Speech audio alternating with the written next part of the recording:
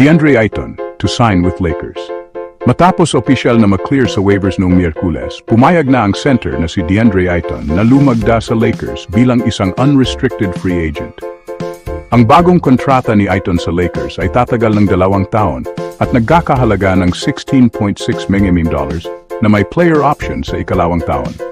Inaasahan na namin na mag-co-commit si Ayton sa Lakers matapos siyang maklear sa waivers. Iniulat din na ang dating number 1 overall pick ay patungo na sa Los Angeles.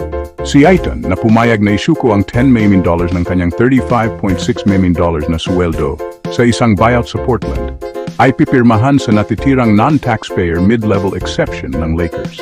Matapos ang kanilang deal, ang big man ay kikita ng humigit kumulang $34 million na ngayong season mula sa kanyang mga kontrata sa Blazers at Lakers.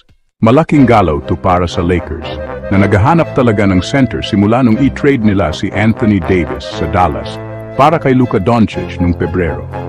Nagkasundo na sana yung club na kunin si Mark Williams galing sa Hornets nung trade deadline ng Pebrero. Pero kinansela nila yung deal pagkalipas ng ilang araw dahil sa mga alalahanin sa physical ni Williams. Malaking bahagi ng first-round playoff series ng Lakers laban sa Minnesota nitong spring ay naglaro sila ng walang tradisyonal na center sa court at ginawa nilang pangunahing prioridad pagpasok ng summer na ayusin yung posisyon na yan. Tinitingnan nila yung trade market at free agency para sa mga posibleng opsyon. Si Ayton, na na-draft 2 spot bago si Doncic noong 2018 at kaahente niya si Bill Duffy, na ahente din ng Lakers star. Halos imposible para sa Lakers na makahanap ng center sa free agency na mas magaling mag-score at mag-rebound kaysa kay Ayton. Nag-average siya ng hindi bababa sa 14.4 points at 10.0 rebounds kada laro sa lahat ng 7 NBA seasons niya. At siya ang starting center ng Suns team na nakarating sa NBA Finals noong 2021. Nasa prime pa rin siya, magiging 27 years old na siya sa huling bahagi ng buwang ito. Ang Pacers, na nag-sign kay Ayton sa isang 4-year maximum salary offer sheet noong 2022 na tinapatan ng Phoenix, ay kabilang sa ibang mga koponan na sinasabing interesado sa kanya. Pero ang Lakers ang palaging tinutukoy na frontrunner.